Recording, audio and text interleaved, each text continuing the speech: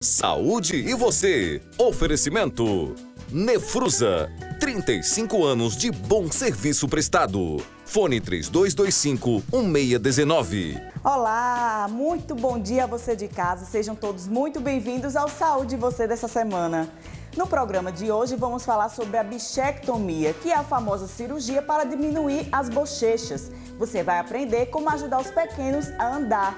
Vamos saber por que a perda da audição é tão comum nos idosos. E ainda, você vai conhecer a diferença entre varizes e vasinhos. E mais, quais os alimentos que tiram boa parte da vontade de comer doces. Fica com a gente, o programa está só começando.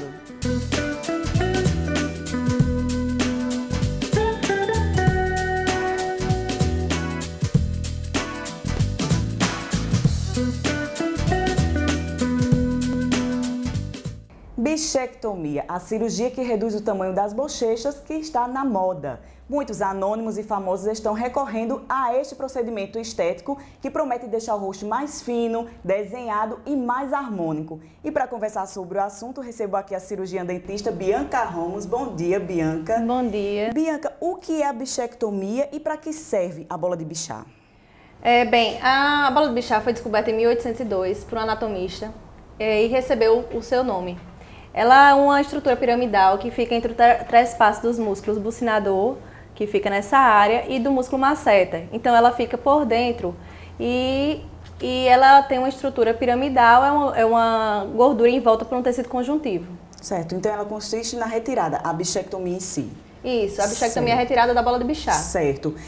Quem tem covinha, as pessoas que têm a covinha quando sorri principalmente, ao retirar a bola de Bichat, ela pode alterar essa covinha? Não, não altera, porque a inserção muscular das covinhas é diferente da inserção dos músculos que arrodeiam a bola de Bichat. Ela é presa aos músculos da mímica.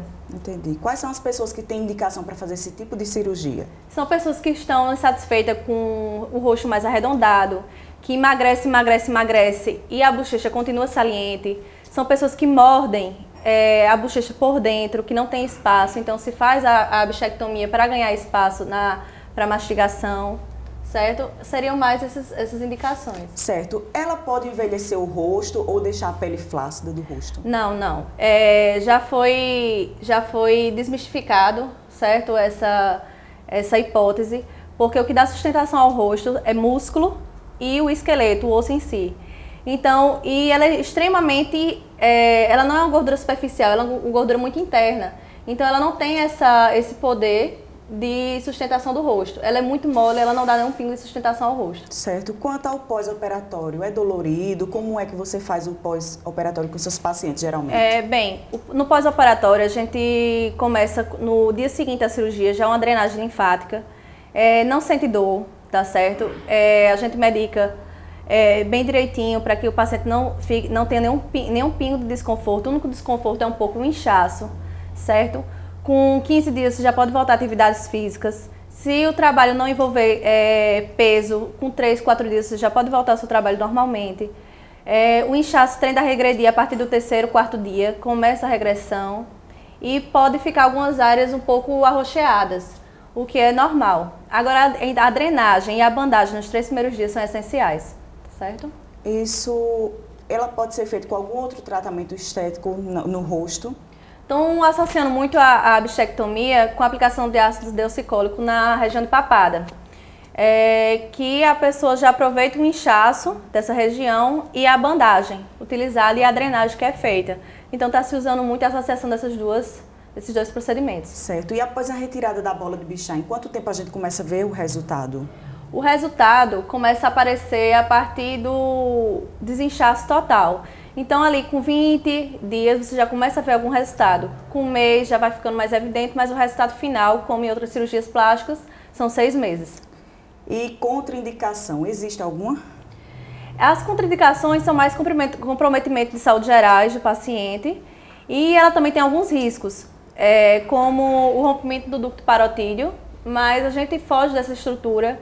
Fazemos uma incisão sucular na região de fundo de sulco por dentro da bochecha, por dentro da boca. Então ela não fica com cicatrizes aparentes.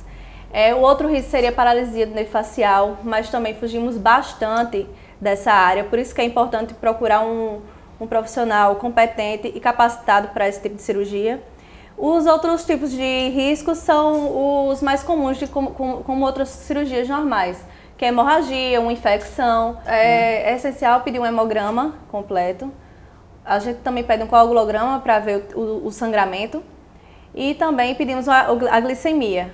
E vemos o histórico de pacientes que têm hipertensão, diabetes, porque tudo tem que ser controlado para não se tornar um paciente de risco. Então a gente tem todo o cuidado e também fazemos uma medicação pré-operatória com a profilaxia antibiótica, protegendo o paciente de qualquer infecção, e também o uso de Decadron, que é um corticoide, antes da cirurgia, para já fazer um controle desse inchaço. Bianca, e se tratando do passo a passo da cirurgia em si, fala um pouquinho sobre ela. Bem, a cirurgia ela é feita por dentro da boca, certo? Na região ali mais ou menos dos últimos dentes, em cima, certo? Que a gente chama na área sucular. É feita uma incisão de 1 centímetro. O músculo é um pouco divulsionado até achar a bola de Bichat, a gordura de Bichat. A gente vê ela bem nítida, porque ela tem uma coloração bem característica, amarelada. Então ela se destaca dos outros tecidos. Então ela é retirada parcialmente, porque ela não pode ser retirada totalmente, porque ela tem uns prolongamentos em alguns músculos que não podem ser mexidos, certo? Então a gente tira o corpo da bola de Bichat. Ok, Bianca, muito obrigada por sua participação e até uma próxima. Obrigada você, até mais. Entre os problemas mais comuns para os idosos está a perda auditiva, que segundo a Organização Mundial da Saúde acomete 1/3 da população acima dos 65 anos e metade daquele com mais de 75 anos. Existem alguns fatores que podem contribuir para o agravamento do problema e dificultar o tratamento. É o que vamos conferir agora.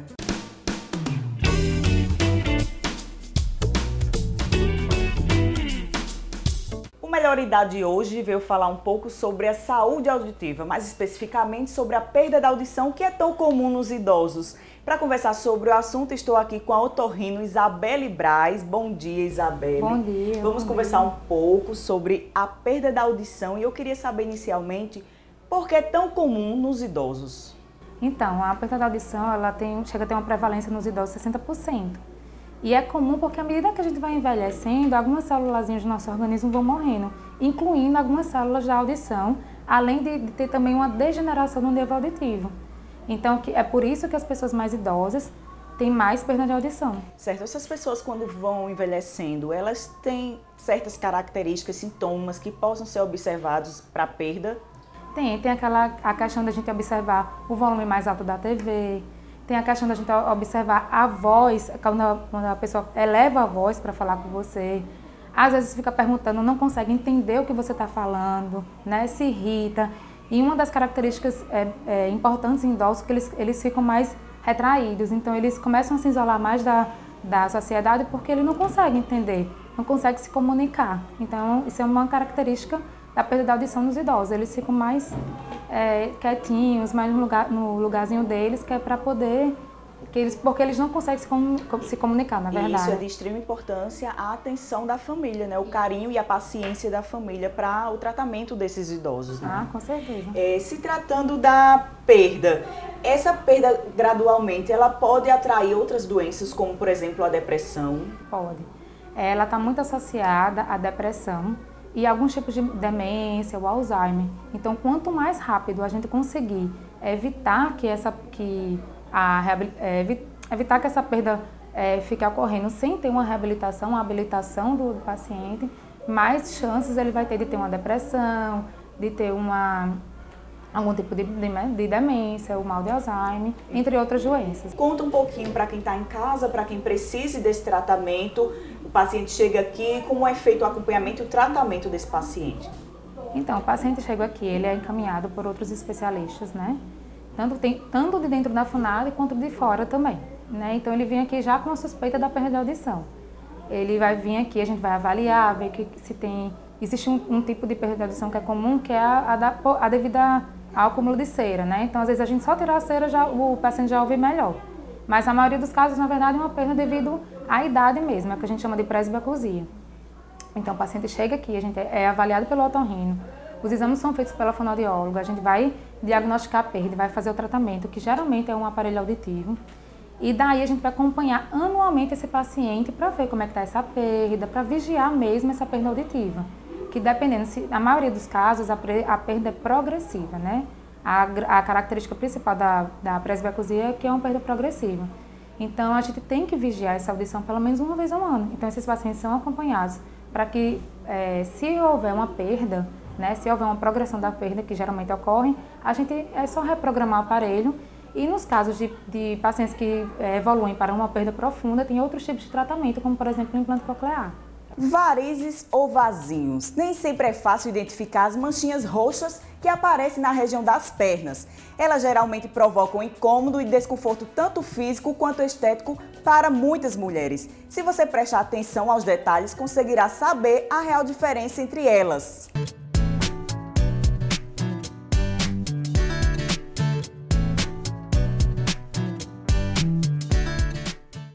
Varizes ou vasinhos, geralmente caracterizado pelas manchinhas roxas no corpo, geralmente das mulheres, que nem sempre é fácil de identificar, como incomoda demais tanto a estética quanto o emocional dessa mulher. Mas para conversar sobre o assunto, estou aqui com o Dr. Luiz Gustavo, ele que é angiologista e vai tirar um pouco de nossas dúvidas agora. Doutor, bom dia. Bom dia, Tatiana. Qual é a diferença entre varizes e vasinhos?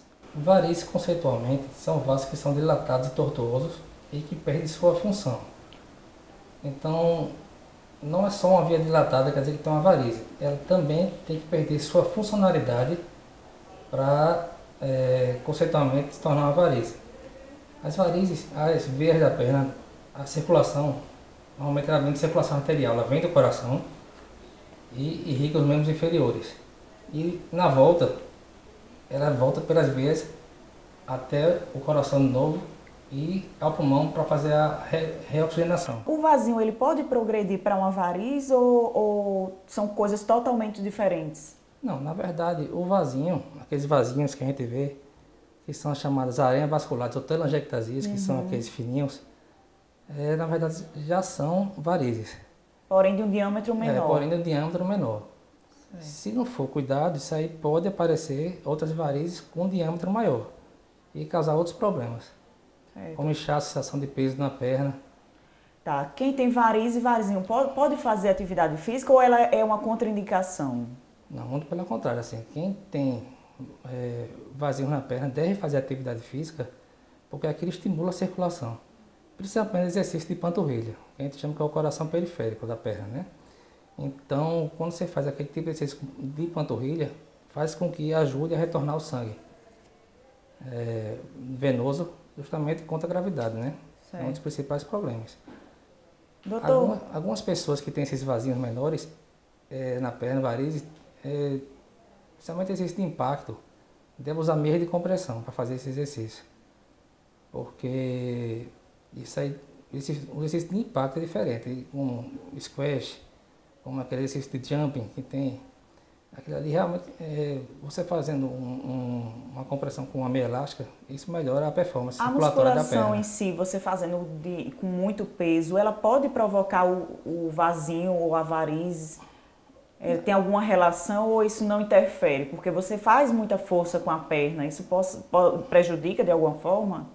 Na verdade, esse exercício de musculação não causa varizes, de forma alguma, ao contrário. Ele ajuda a circulação da perna. O que acontece muito é que quando você está numa academia, você vê aquelas pessoas que são mais fortes e tem aquelas veias dilatadas. Mas aquilo ali não são varizes. Isso aí justamente acontece muito na veia de braço e também acontece na veia de perna. Porque quando você faz um exercício com aquela musculatura, que chega mais sangue naquele local, às vezes ela tende a dilatar para também retornar. Mas aquelas não são varizes. Entendi. Doutor, há uma relação, um mito, não sei se é mito na verdade, questão de anticoncepcional e varizes e vasinhos. Tem relação? Eles causam realmente esses medicamentos? Na verdade, tem uma relação sim. Uma relação já provada que o uso de anticoncepcional realmente pode causar varizes. Mas se você, por exemplo, parar de tomar um anticoncepcional, some o vasinho ou a partir do momento que aparece, ele não desaparece mais? Normalmente os vasinhos, quando aparecem, eles não somem só com medicação. Medicação apenas, ou qualquer tipo de pomada, é apenas sintomático. Assim, quando as varizes aparecem, realmente precisa de um tratamento. Tratamento para essas varizes e vasinhos, o que é que o senhor indica? Isso depende de cada caso. Inicialmente depende do grau das varizes. Se for para vasos menores, a gente pode fazer uma aplicação convencional, pode usar laser. Para vasos maiores, a gente pode usar até espuma. Assim, mais que é um tratamento que está bem na atualidade mesmo, né? Essa questão da espuma para tratar as varizes. Nesse caso, são as varizes que são tratadas. São varizes que são tratadas, mas certo. Geralmente a gente usa para vasos maiores. Tá, aí em que consiste esse tratamento da espuma? É injetado? A espuma, a gente usa basicamente a mesma medicação que a gente usa para aplicação convencional, né? Que é a secagem de vasinhos. Só que a gente mistura, faz uma mistura com ar e ali ela fica numa consistência de que o sangue não consegue lavar rápido aquela espuma que a gente chama de espuma densa, que fica dentro do vaso. E aquele contato com a parede do vaso, por mais tempo, acaba destruindo. Entendi. Então essa espuma tem o poder de destruir a variz. Isso, a espuma tem o poder de destruir a variz. Certo. E para os vasinhos, qual é o tratamento que vocês utilizam? Os varizes, geralmente a gente pode fazer uma aplicação convencional ou a gente usa o tratamento com laser. Entendi. Também. Que no caso é aquele laser que o senhor vai mostrar agora, né? Isso, eu vou mostrar o laser. O ideal também, vou mostrar aqui um equipamento também, que faz com que a gente veja aqueles vasinhos, mas principalmente que vejam outros vasinhos que nutrem aquelas aranhazinhas vasculares. É um equipamento que torna algo mais preciso, né? Isso, é um equipamento de realidade aumentada, na verdade. Entendi. É uma tecnologia, né, que a gente adere aqui à nossa realidade e ajuda muito a gente aí no tratamento. Aí, através dessa iluminação verde, o senhor vai fazendo trabalhando com laser. Vou mostrar a vocês, assim, justamente porque a gente não consegue ver esses vasos nutridores que estão abaixo da pele. E com esse equipamento a gente tem uma capacidade maior de conseguir ver essas veias que estão nutrindo. Então, aquela história de que se fizer a aplicação, volta os vasinhos, pode voltar, entendeu? Assim, porque um principal fator de causa de varizes é a tendência genética da pessoa. Mas se você conseguir identificar os vasos que estão nutrindo, tem um tratamento muito mais efetivo. Então, é importante mais nutrir do que tratar os que já existem. Isso, tem que tratar os que já existem e também achar as veias nutridoras, né? Que justamente para evitar que apareçam, né? Para evitar que apareçam esses outros vasinhos menores, né? Após a aplicação. E o nosso mito ou verdade de hoje é: mascar chiclete faz mal ao estômago? A resposta você confere no próximo bloco.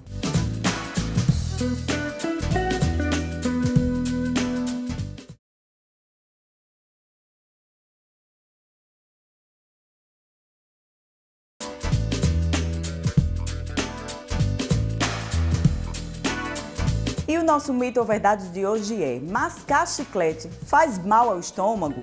É verdade, sim. Mascar chiclete pode fazer mal, sim, ao seu estômago, uma vez que quando nós estamos mastigando bastante, há um estímulo na liberação de ácido no estômago. E esse ácido ele é importante na digestão. Se nós apenas estamos mastigando, mas o alimento não chega ao estômago, esse ácido acaba fazendo mal a essa mucosa do estômago, que pode produzir gastrites, esofagites ou mesmo piorar um quadro já existente.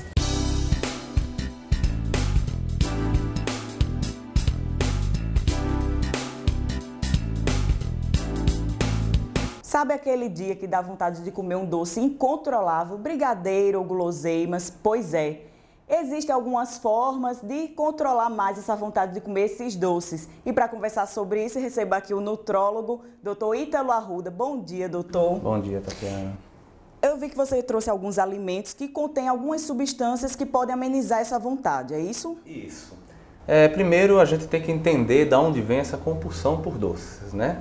E averiguar na clínica o que é que leva a pessoa a querer tanto doce.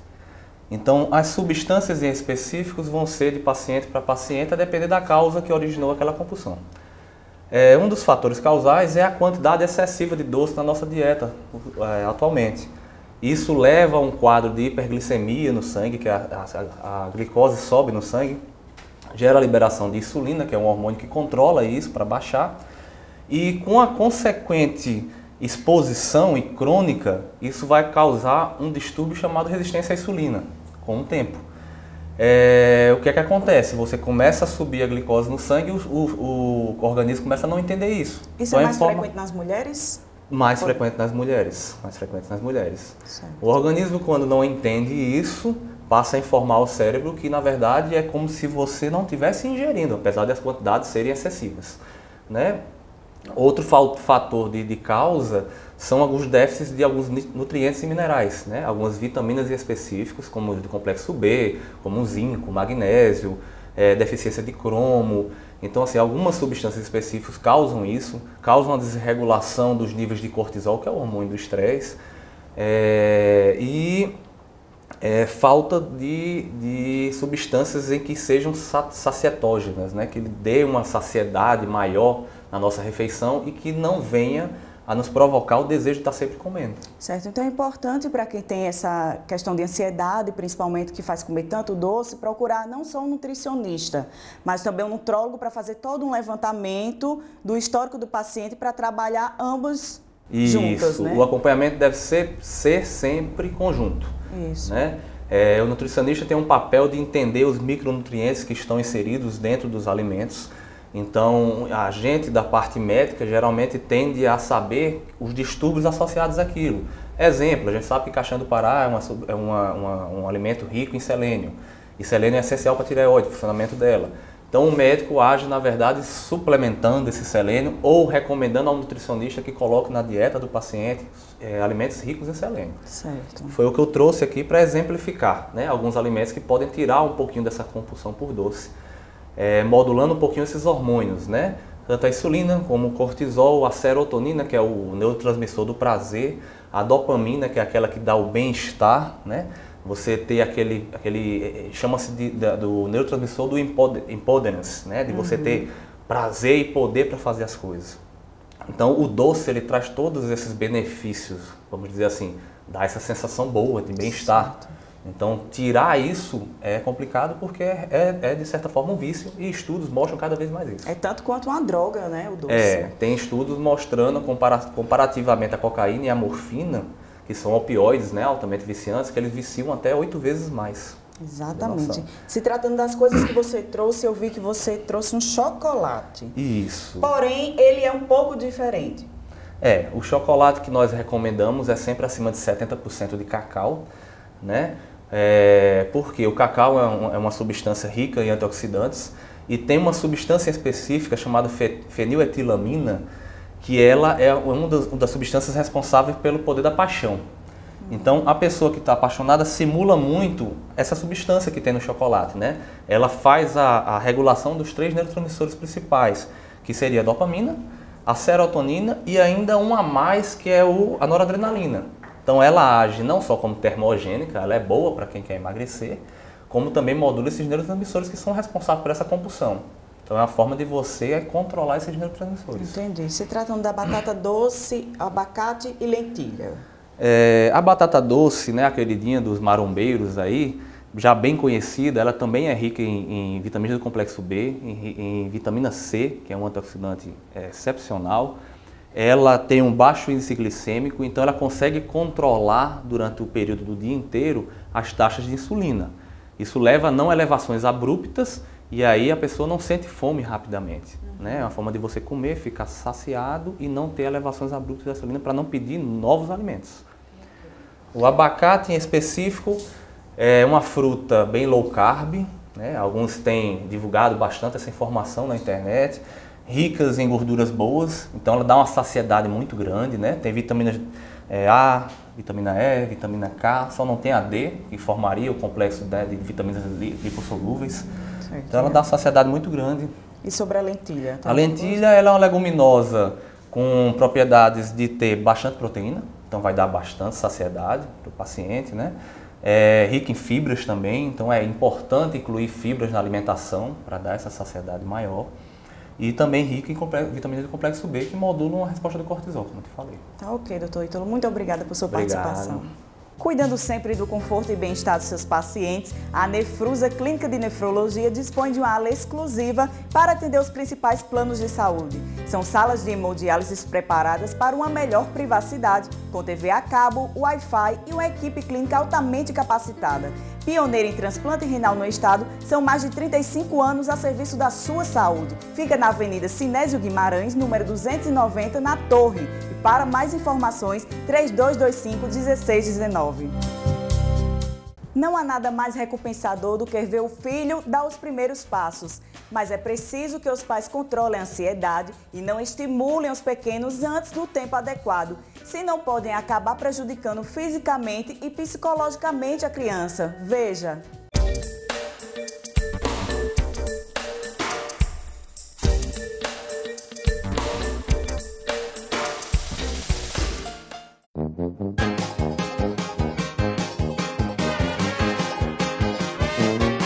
Benjamin começou a andar na semana passada, para a alegria da mamãe Tassiana. Ele estava no trabalho quando foi dar uma olhadinha nas câmeras do berçário, bem na hora que ele deu os primeiros passos. Decidi ligar a câmera bem na hora que ele deu os primeiros passos. Então, assim, foi muito emocionante, porque eu não pude estar para ver pessoalmente, mas eu vi em tempo real, né? Eu senti a emoção de ver os primeiros passos de meu filho, através da oportunidade que o berçário dá para a gente de poder ter o controle através das câmeras, que é muito bom para as mães e para os pais que ficam lá em casa ou no trabalho, ansiosos para ver cada evolução do seu filho. Para os pediatras, as crianças começam a ter interesse em andar a partir dos 9 meses de idade. E esse processo pode durar até os 2 anos, quando os passos estão ficando mais firmes. Mas isso não é uma regra. Umas crianças podem sim andar mais rápido do que outras. Por isso, os pais não podem fazer pressão, apenas estimular esse processo. Em casa, a Tassiana criou obstáculos para o filho dela se equilibrar. E junto com a metodologia do berçário, o resultado chegou aos 11 meses. Eu acho que todo pai e toda mãe sempre faz, porque a ansiedade de ver, ela é muito grande, né? Mas assim, o andar já, o que não é recomendado, eu não comprei, apesar que muita gente acha que vale a pena. O que eu fiz foi pôr obstáculos. Eu colocava uma cadeira de um móvel para ele poder dar os passos. Eu criei obstáculos para ele ter curiosidade de pegar, de conhecer ou de ver. E sempre por perto, né? Porque qualquer deslance eu tava junto. A pedagoga Luciana Cordeiro explica que no berçário o ambiente e os elementos, como brinquedos e a decoração, criam nos bebês a curiosidade de chegar mais perto. Aí, as professoras aproveitam para estimular a caminhada. Geralmente, existe falta de estimulação. Não existe data certa. Uma vez uma mãe chegou para mim e falou, olha, o filho da minha amiga já bate palma, o meu não. Eu falei, olha, o seu está na época de engatinhar. Então eu estou preocupada, mais que ele tenha a etapa cumprida, né? Cada criança, ela responde aos estímulos diferentes, né? Então cada criança tem a sua etapa, cada criança anda no tempo que ela pode andar, ela recebe a estimulação e ela responde à estimulação. Então, eu fico muito chateada quando eu vejo o pai comparando uma criança com a outra. Não existe comparação. Existe estimulação e que a criança venha recebendo, né? E essa estimulação cada vez fique melhor. A criança, primeiro, tem que aprender o quê? A sentar. Porque se ela sentar, ela já vai estar preparada para a próxima etapa, que é engatinhar, né? Ela já vai segurar o corpo. A próxima etapa, depois do sentar, é engatinhar. Mas tem criança que não engatinha, anda direto. Depende da estimulação, depende de como a criança responde à estimulação. E ao contrário do que muitos pais pensam, os andajás podem prejudicar o desenvolvimento da criança. As quedas também fazem parte do aprendizado. Por isso que os pais devem comemorar, para mostrarem que está tudo bem com os pequenos. Dá aquele medo, né? Caiu, machucou, mas eles estão tão ansiosos que cai, levanta, nem sente a queda, porque a ansiedade de andar que eles têm, a gente percebe, a gente vê, é tão grande que se machuca, se dói, eu não sei. Cai, levanta para tentar de novo, é assim que acontece.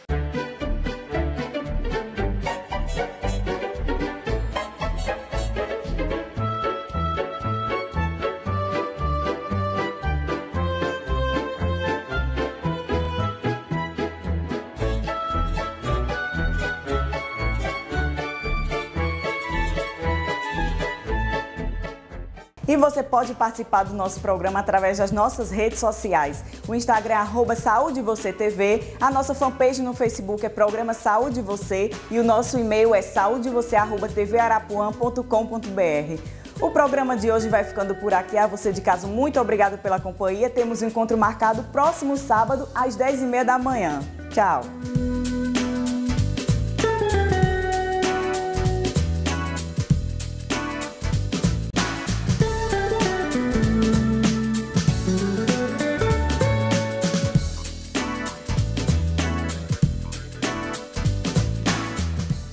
Saúde e você. Oferecimento. Nefrusa. 35 anos de bom serviço prestado. Fone 3225-1619.